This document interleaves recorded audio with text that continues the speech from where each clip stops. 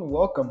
The goal of this podcast is to get listeners connected with others in the sports industry because they say it's all about who you know, and now you know us.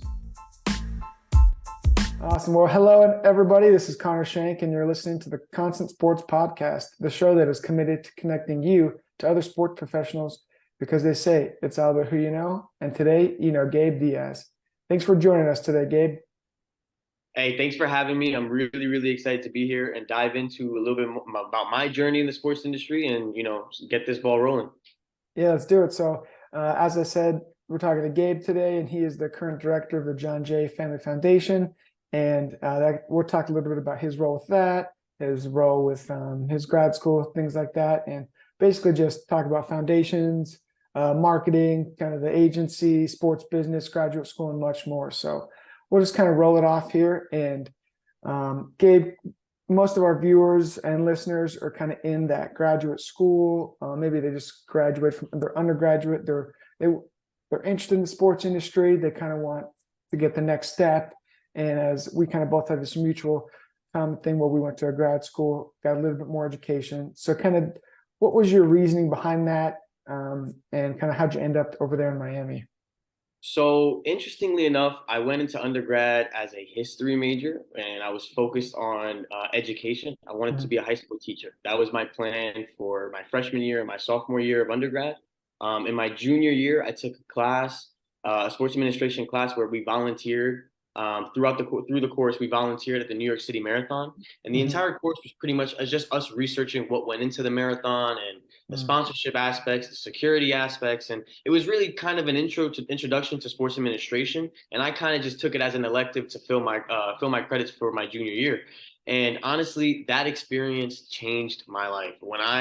The class itself, just doing research on things that were related to sports, like whether it be sponsorship or event management and security and things like that, like I found it to be very interesting. And then the volunteering at the actual event, we were actually at the finish line packing bags for the people who were crossing, and then giving them out as they crossed. And wow, what an experience that was for someone who's grown up loving sports. And I know it's not like a baseball game or a football game, but that's sports management, and that was the introduction for me in that field. So I actually continued my degree in history, and when I finished, I knew that I needed to do more. I wanted to do more, so I started to seek programs in sports administration since I had such a love for that course. And I continued to talk and connect with my professor who taught that course. And my last 2 years of undergrad, I think I met with him like maybe once or twice a month, just talking to him about sports administration because I didn't have any classes in the field, so I really didn't know what I was doing.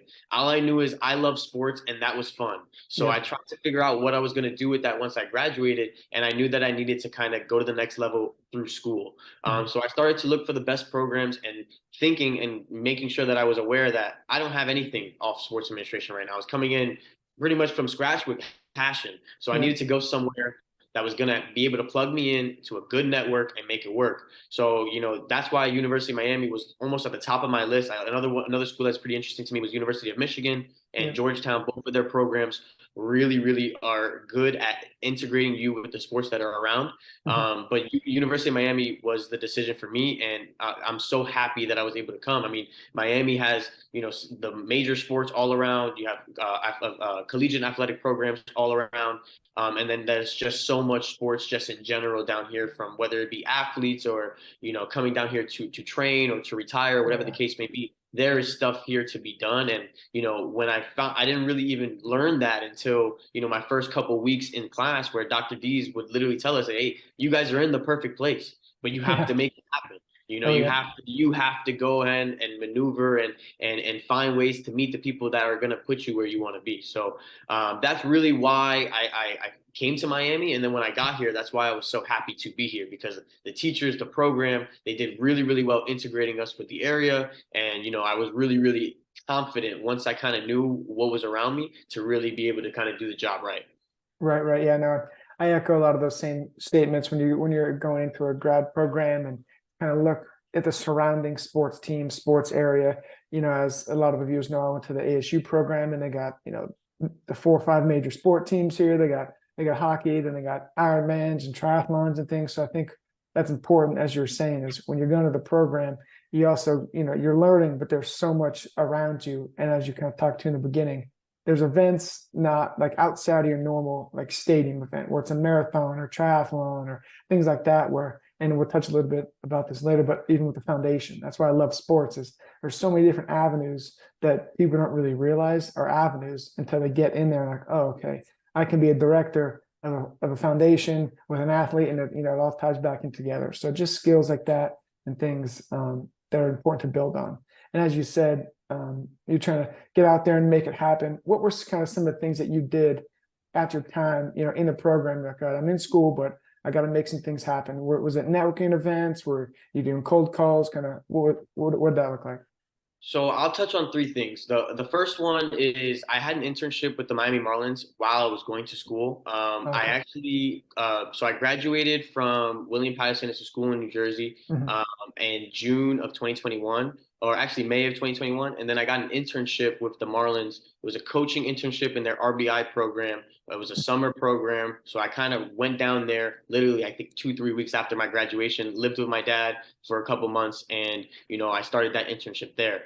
And then by the time school started in August, they had offered me a follow-up internship to start at the end of the Um, season. So then, boom, right there, I kind of was already into an internship yep. situation, and then I was starting school. And I think that that was the best part. That was the best thing that I could have done because what Mhm. it really taught me was it showed me that the things that I'm learning in the classroom are very, very transferable to the Yeah. things that are happening in person and what's actually going on right there in the actual sports industry. So I really started to take the things that I was learning in class and applying it, and people started to notice. And the other thing that I did when I got into the Miami Marlins is I knew that I was just an intern, but I was going to make myself known. That would be my Yeah. second point is make yourself known. So I was never fearful of introducing myself to whoever it was. I was in a situation where after my first month or two, and I already had the summer of them kind of knowing who I was and whatnot. They had a lot of trust in me to do certain things in Mhm. through the foundation,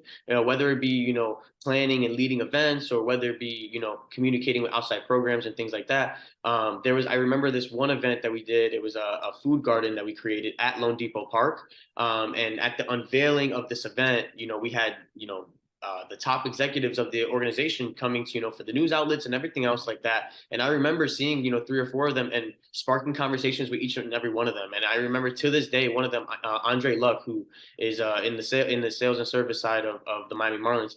He's someone who I still talk to today and seek advice to, and that's someone that I built that connection off that one conversation in that one event. So making yourself seen and making yourself heard, and then using that afterwards. That would be my third point is being confident in yourself. Is focusing on now that I have that connection, or now that that person knows who I am, don't be fearful to knock on their door and ask Mhm. them for here's where I'm at with this.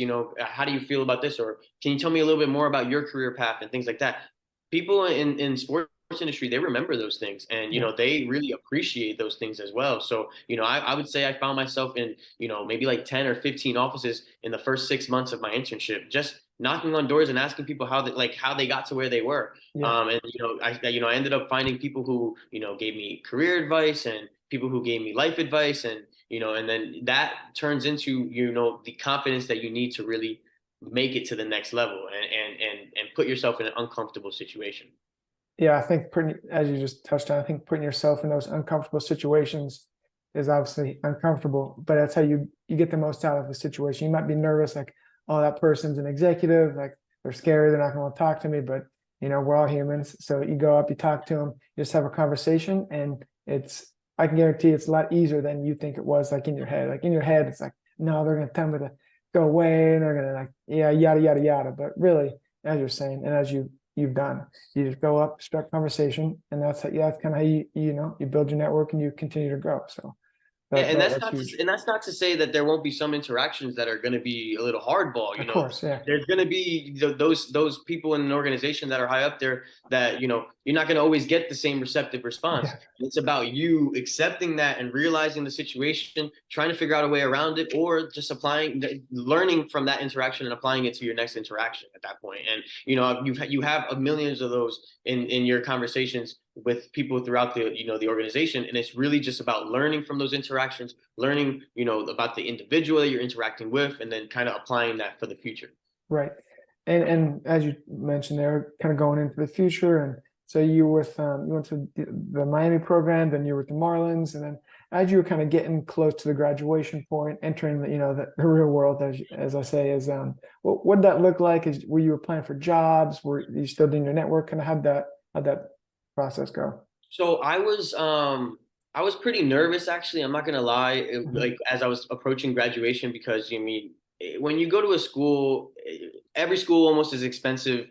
Like there's no Yeah. way you're spending money. So like the stress of I just paid for this degree. How am I gonna flip it and turn it into what I want to turn into? Yep. That's gonna come regardless of your situation, whether you're in a beautiful situation, a tough situation. You're still gonna think, I need to make sure that I got my ROI on this piece of paper. Yep. So I was definitely a little nervous about it, but I also knew that I worked really, really hard in my internship to make a name for myself with the Marlins.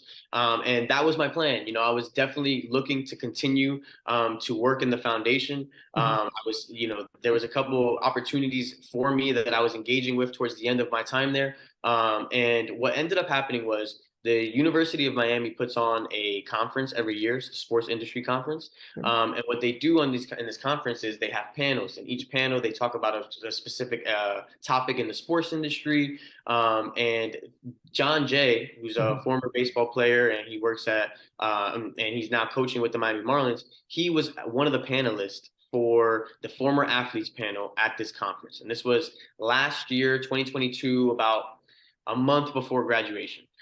So I was obviously working with my professors and talking to them a little bit about what my plans were, and Mhm. everyone said, "Hey, get to this conference and make something happen." And everyone hears that, and you don't really, as I'm 20, I was 23 at the time, I'm 24 now. I didn't know what that meant really. Yeah. They just make something happen and go to this conference. It's going to be valuable for you. As far as I was concerned, every conference I've ever went to when I was 18, 19, 20, I just sat there and listened to people talk. Like I really, Yep. like that, it was there, but there needed to be a different focus. And I think Mhm. that my time in the program really showed me how important that different type of focus needed to be. Because when that event got there, oh, I made it my mission. I actually missed opening day for the Miami Marlins because I was still working my internship, and I had to choose between opening day or this Yeah. conference, and that was big because people say opening day, in your first opening day in particular, if you work in the MLB, that's a big day. So Oh yeah. it was one of those, what do I do? What do I do? But I said, okay, I'm going to go to this conference and I'm going to make the most of it. Mhm. So at every panel, I was writing down the information that was being said, and I picked out one individual from each panel that I was going to go up to after their panel and kind of just talk to them about what I wrote down, what I'm doing, and see if there's a path there for maybe further communication. So I did that with about 5 different panelists. And the one that I felt the best about was John Jay, for Mhm. sure, because when he got up in his panel, he was talking about nonprofit work. I was already working Mhm. with the Miami Marlins at that space. He had just retired from the MLB, like maybe a few months before that. So it was really like, and then we just hit it off. We had a really, really good conversation. And then I invited him to a golf event from the Miami Marlins, which was maybe a month after that. And then after that, we continued to speak, and he ended up offering me a job to be the director of his organization, maybe a month or two after that. And that is one of those situations where when I talk to people in sport, like I know for a fact that John asked about me in the Miami Marlins organization. I Oh. know for a fact that my reputation within the university impacted Mhm. John's taking me on. But really, what happened in there was I put myself in a situation where I wanted to meet someone and I Yep. wanted to see where it went. And I put myself, like we talked about just now, in an uncomfortable situation, Mhm. walking up to people who don't really know me. And I just wrote down a whole bunch of stuff about them, and I'm using it to kind of phrase these sentences and make this conversation work. And it was great. And actually, to be honest with you, I still talk to two of the other individuals that I connected with on that conference for a variety of different reasons, whether, Oh like I yeah. said, it's career advice or life advice or whatever the case may be. So I would say that like that experience of now I've been working for John for about 8 months now. Mhm. Um, that it came because I chased it and I wanted it, and that's what I want most people who are watching this today to understand is a lot of the time you need to make it happen, and Yep. making it happen, it seems, especially for us the younger crowd, it seems like, what does that even really mean? But what it Mhm. means is being uncomfortable and putting yourself in a situation where who knows what might come from this, but do it anyways. Let's figure it out and then see what happens. No, yeah, and that's a great story, and especially for the listeners to hear kind of at the time when you're about to graduate, you're nervous, you're kind of like, what do I do next? That's a perfect sentiment there of how, to make it happen and get after it. And maybe you can touch on this, but I'm curious. So when you were kind of thinking about future jobs, did you ever picture yourself as being a director of a foundation? Or I mean, was that something you saw in the future? So interestingly enough, no, I never thought that I would be in this space and doing Mhm. this. However, I've been working in nonprofit for a little while now. I actually was in a fraternity in my undergrad that I was the philanthropy chairman my first year. I was the vice president my second year, and I was the president my last year. And I Okay. with a heavy focus on philanthropy events and things like that Mhm. throughout my 3 years in my fraternity. So interestingly enough, like even though I had that background, it never said, hey, maybe sports and foundation. Even when I was working with the Marlins in the foundation, I was like, this is really for me right now an introduction to sports as I worked with so many other departments and I saw so many other different things. So at the end of my internship, it wasn't even like I was still thinking about, even at that point, I wasn't thinking, oh, nonprofit is the way to go. Right. It was a situation where I have a passion for giving back to people. I have a passion for communicating with people. I have a passion for helping individuals get to where they want to go. And that's something that has been with me forever. And I think that when I started to learn that there's an avenue here where you don't necessarily have to work for a team and do a specific thing. You don't necessarily have to work for a college and do a specific thing.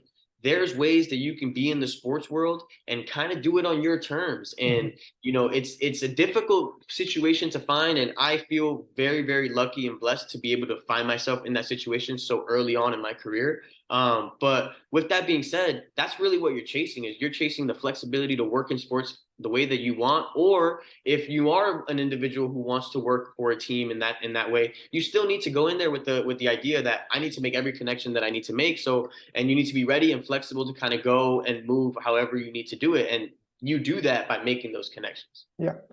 No, and I think that's, as I was kind of learning more about, your kind of your role in your career, and I just thought it was so fascinating that being a director of a foundation, like as I said, kind of in the beginning, it never really occurred to me that that was, like kind of like a position, or that was like things that kind of people did. So, kind of, what does your day to day, I guess, look like just for the viewers? How do you like prepare for the week? Can you kind of go into that a little bit? Yeah, yeah, for sure. So I think that like the thing that I enjoy the most about my position is it's me and John. Like Mhm. that's the organization at this moment in time. We have other individuals who continue to help us on on a variety of different projects, and we partner with programs and other organizations to help carry out different activities and programs for students Right. and youth development assets. But for the most part, the back end stuff, the accounting, the event planning, the fundraising, that really does all fall on my shoulders. Mhm. And I work with John to kind of make sure his vision is the vision that we're kind of putting out there. But what I learned, the first thing I learned was running a foundation, or honestly, running a business or doing anything on your own is tough. It's Yeah. really, really. I came from a situation where I was working with an entire team with the Miami Marlins Foundation, a big supporting cast with a manager who was right with me, and she is fantastic. Shout out to Angela Smith from the Miami Marlins. Shout out. She was great, great, great at helping me kind of grow and learn as who I was as a professional. Mhm. And then I had, some of my best friends were on that team. My best friends right now are on that team right now. So I learned so much from them, and we had such a good relationship. To go from that team to then, working on your own, even though it's the same space of, foundation, it Yeah. was tough, and I had Different. to learn a lot. I had to research a lot. I had to read a lot of articles to make sure that I was doing everything right. There's a lot of red tape that needs to, be covered and made sure that you do things right because, you have tax status situations and you have this, that, and the third, and you have to make sure your bank account is lined up perfectly. It's a lot. So the point is, I think that what I learned my day to day is make sure that you're ready to take on whatever comes in the day. So what I do to kind of prepare for the week is I take a look at my weekly schedule, see what meetings I have, and then I try to kind of maneuver myself around those meetings. So if I know I have a meeting at 12 or a meeting at 1, I'm prepping those first 2, 3 hours or whatever the case may be. And then after that, I'm working on whatever that meeting was about, so that I can keep that in the same kind of flow of work and things like that. And then at the end of that kind of situation, if I have another meeting or another call or another situation, then I'll kind of shift gears and focus on whatever other project that I have going on. But the thing that I also really enjoy about my position is it's not your typical 9 to 5. I don't Yeah. go into an office 9 to 5. Sometimes I'm working at the office that we do have. Sometimes I'm at John's house working with him directly. Sometimes I'm working straight from home. Sometimes I'm at the ballpark working. It really does vary on where I'm at and what I'm doing. And I think that I really enjoy that because that was one of the things I didn't like about working at a team is not only was it 9 to 5, it's 9 to 5, and then whenever else Plus, they yeah. need whenever else they need you to come in, especially with baseball when you got 81 home games. Yeah. So I mean, it was definitely a change of pace. There was pros and cons in both ways. But the thing that I enjoy about my day to day is I get to plan it, but at the same time, that means that everything that happens in the foundation, if I don't put it into my calendar, it's Mhm. not going to happen. So Right. I would say that it's really my day to day is really focused on my own planning and double checking and triple checking that my Yeah. week is has everything that it needs to have for us to go forward. Yeah, no, and I want to touch on one thing you said. So you wearing, sounds like you're wearing multiple hats over there with the foundation. What's kind of one hat, so to speak, that you weren't expecting that you'd be wearing that you're now kind of like currently wearing, if you follow me? I would say the finances. Uh-huh. That is, I think, the hardest part of a foundation in general, because at that point you're worried about percentages of how much is being donated and what programs are getting what and things like that. And I think it's really important for an organization to have someone who's focused on that. Mhm. And me having to learn that as much as I, was involved in things with the Miami Marlins Foundation, that was not an aspect that I really got to dive into during my internship. So that was Yeah. something that I had to learn on the fly, how to create the budget, how to make sure the budget stays on tune and Yeah. things like that. That's something I had to learn on the fly. And there's a lot of situations like that. That's just one that I pulled out of a hat. But there's a lot of situations where I need to. John will be like, "Hey, this is what's going on," and okay, either I know it. If I do, great, I'm on it. If I don't, I need to research and figure it out, and then Yeah. work from there.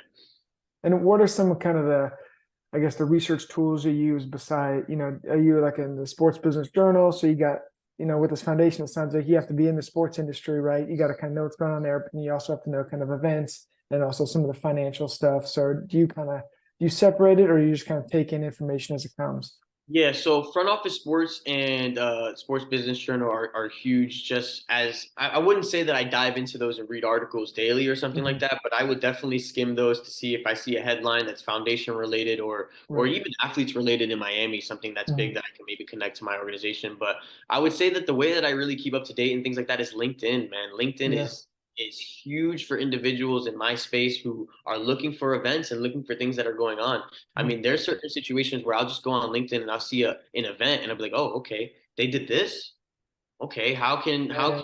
we can maneuver to do a similar type of fundraising event and things like that. So I think that's a really good tool. And I also think that keeping up with your own network is a good tool to Mhm. keep up and keep like make sure you know what's going on. So I'm always engaging with the people that I used to work with at the Marlins, and I'm always engaging with other individuals that I went to school with up in Jersey and when I went to school up down here in Miami, engaging with my network so I could just continue to stay up to date with what's going on around me, what's going on with other businesses around me, and things like that.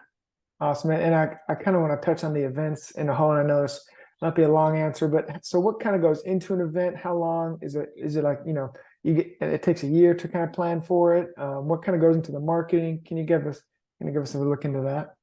Yeah, so I think it definitely varies on the type of event that you're trying to have. Mhm. If your goal is to raise most amount of money that you're trying to raise, that's all you want to do. You need to start to plan that event very early. Like Yeah. I would say almost like 8 to 12 months early. Yeah. If your goal is to, have an event where you're raising money, but people are having a good time, I Mhm. say 6 months plus needs to be, where you're at in terms of your planning. And that's not to say that if, you want to throw an event in 3 months or Of 4 months that course. you can't do Yeah. it. It's just like if you have a clean slate and you're ready to Yep. start from scratch, you want to take this is the time. These are about the time periods that you kind of want to look for an event. I'll give you an example. We are putting together a bowling event in Miami at the end of June, and Mhm. we started the process of this. I would say early January, late January, in that range. Mhm. And we completed a lot of our marketing assets and things like that towards the end of February and the beginning of March in that sense. And we started to reach out to sponsors in April. So that was a little bit of a late kind of push out. And, we kind of recognize that as an organization, but then, we have to also kind of think back. I mean, I started 8 months ago. So, like it was a situation where, we put it together with what we could. And I Right. think that's why I wanted to mention right away is, even if you have to do an event that's in 3 months, or that's the date that you're kind of looking for, or 4 months, Mhm. whatever the case may be, you can make those things work. But I would say the number one thing you need to do is rely on individuals who have the experience Yeah. and know what they're doing. Because, like I said, I'm 24. I've ran events for the Marlins, but like I always had a team, and I always had a piece of paper that, like, that I could kind of relay or use to kind of work off of. And when I started to plan these events, I didn't have those things, so it was definitely very worrisome for me at that point. Yeah. And then that's when I started to work with John, and he would connect me with people in his network that have done this before. I ended up connecting with someone who planned Mookie Betts's bowling event, and I worked with them to help me create the sponsorship deck. I'm Nice. working with individuals who can help me create marketing assets and other things like that because of John's network. And I Mhm. think that using people who can help you and using people who have experience, that's key. I always had situations in my life where I was stepping into roles that I might not have had the experience to kind of, do. And I've always attacked it the same way. Find someone who has done it before, find Yeah. someone who knows what they're doing, and just ask them as many questions as you can. And still, even with that method, things might fall through the cracks. But guess what? Next time you learned. You Yeah. learned that not only did you learn everything you learned from that individual, but everything that you missed, you're not going to miss it again. Yeah. So I think that that's one of those things that I would say is big for just planning an event is getting experienced people to kind of give you their ear, and if you have a team, relying on that team to continue to help you in that space. Yeah, no, and kind of one of the first points you made there is going to experience people, especially in the sports industry.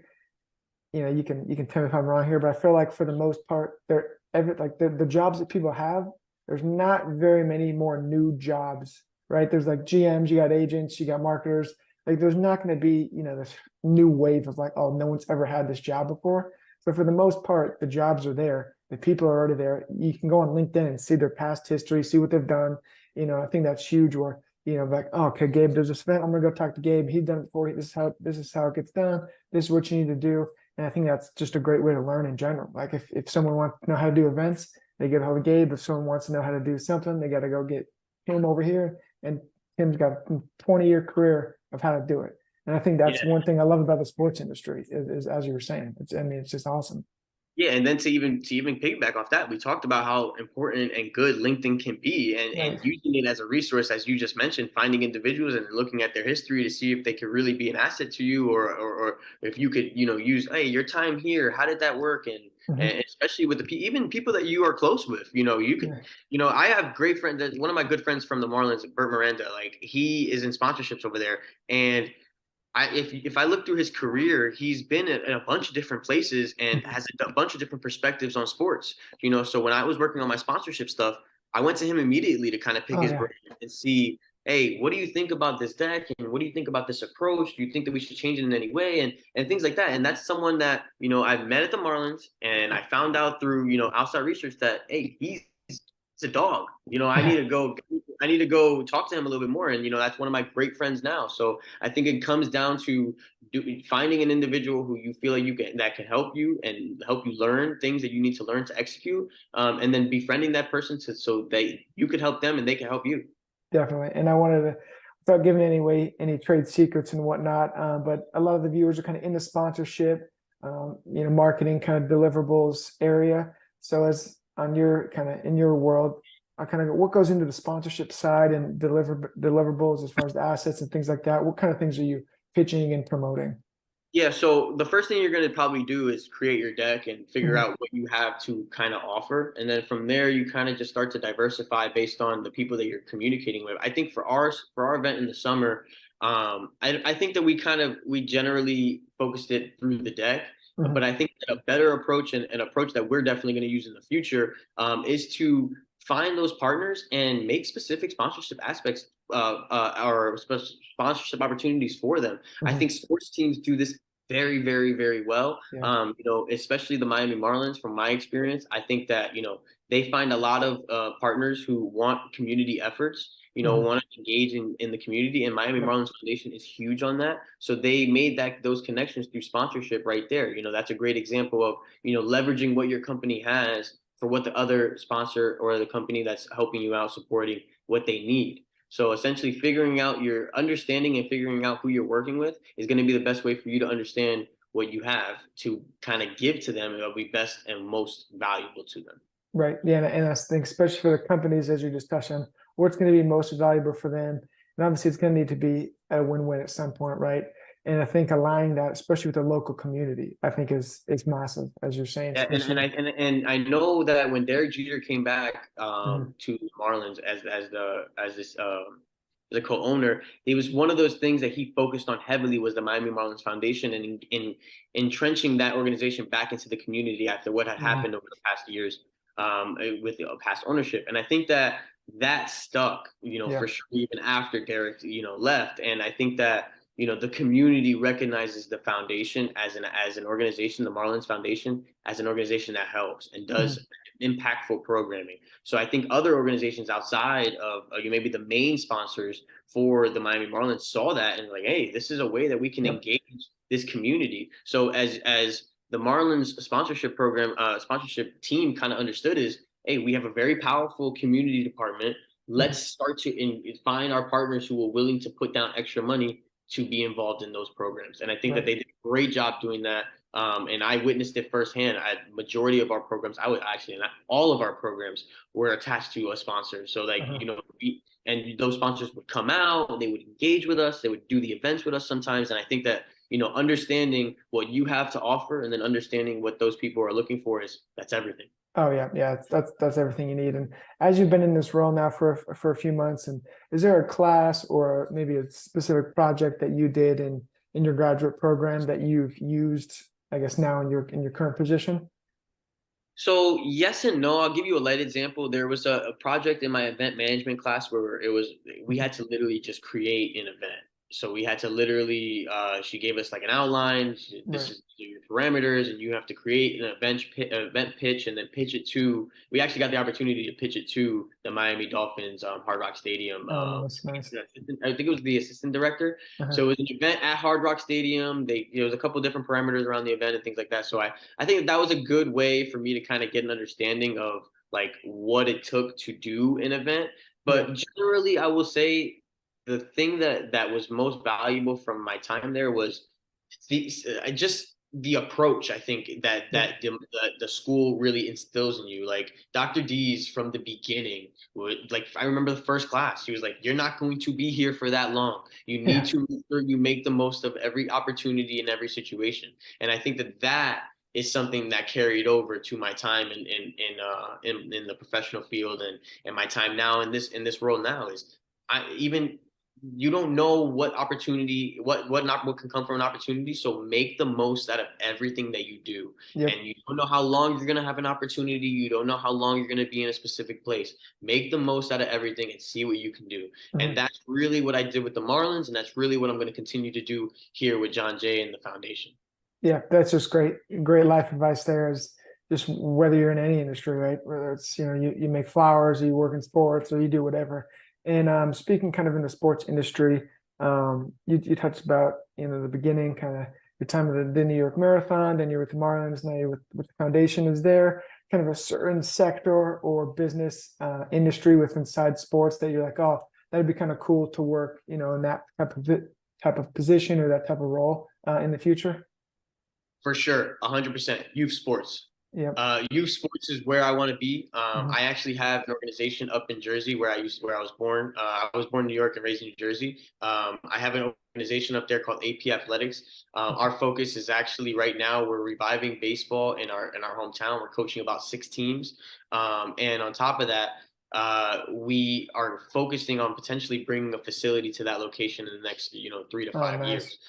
like a performance facility. So, that's really the space that, I want to be in. And then once we have a facility, I want to help my own foundation down here, the John Jay Foundation. And then, Mhm. I want to start a foundation up there that helps individuals who may not be able to afford, the facility. I want everyone to have access to it. So it's not just something that I want to build and then make a bunch of money. I want to Right. build this facility so that I can truly impact the people that that used to live in the area that I grew up in, and I think that is something that is really important to me. And everything that I'm doing down here, every connection that I make, every person that I'm like, everything that I learn Mhm. doesn't matter is going into an effort to continue to build other avenues to help other youth sports and youth individuals in general, youth development. Yeah, and just to touch on that a little bit, but is that organization you said it's in New Jersey? Yeah, so we actually operate in New Jersey. We're coaching right now. We're coaching two little league teams and two travel baseball teams, Oh, and then nice. we're helping with two other teams as well. So we have a process right now where we have about like 4 or 5 coaches, Mhm. and right now we're just at this point we're just getting our name out there.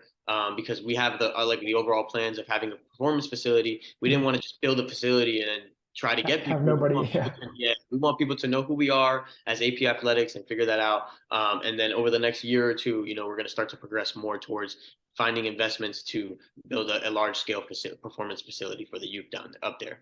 Oh, awesome. And then I guess for AP Athletics, what's kind of, I mean, this is a whole new business, sector Yeah, here and things, yeah. but I know that this is probably something we could have dove into in the podcast, but you know what? For this is the thing about it is it's something that has really just started, mhm, and I know that it's going to change a million times along the way. of course. So I have a couple concerns about just vocalizing exactly where we're at and where we're Yeah, yeah, doing yeah. and what we're going because I know that it's going to be a very fluid situation, especially Mhm. with me being down here, flying back up and forth, kind of working on it in that way. I know things are going to continue to change, but I know that our overall mission of we want to help kids in not just baseball but in sports up there in Yeah, Jersey. That's the overall mission, and then we want to build a facility to kind of enlarge and elevate that. enhance that. Awesome. Yeah, no, I love it. And a lot of it, we can kind of follow it. I guess it'd be fun to follow it from kind of the inception here as you guys have been working on it, doing it, and then kind of Hey, circle maybe I back. hop on to season 4 or 5 and we Yeah, there talk you go. Yeah, AP yeah. conversation We see instead. where AP is at and see the growth it's had, and yeah, that'd be awesome. And that's one of the things I love about sports is to see everyone's journeys as we're all kind of starting out, and then as we progress, 5, 10, 15 years to see, where everyone's at, and yeah, that'd be sweet. So we can circle back then, and just kind Yeah, of for just sure, for sure. just kind of to close. I guess I want to give you the floor. The floor is yours. You can talk to the viewers, let them know what's coming up, different events, or how to find you on the socials, or kind of really whatever. So yeah, the floor is yours, Gabe. Yeah, for sure. If anyone's interested in following the J Family Foundation and all the things that we have going on, you can follow us at J Family Foundation on Instagram. Our website is www.jfamilyfoundation.com, so you can go check us out there as well. Like I said, if anyone's in Miami interested in coming to our event in June, you can go to either of those things. That we have an info sheet that you can ask about on our website, and you could also just DM us on Instagram. We'll be able to kind of provide more information on that.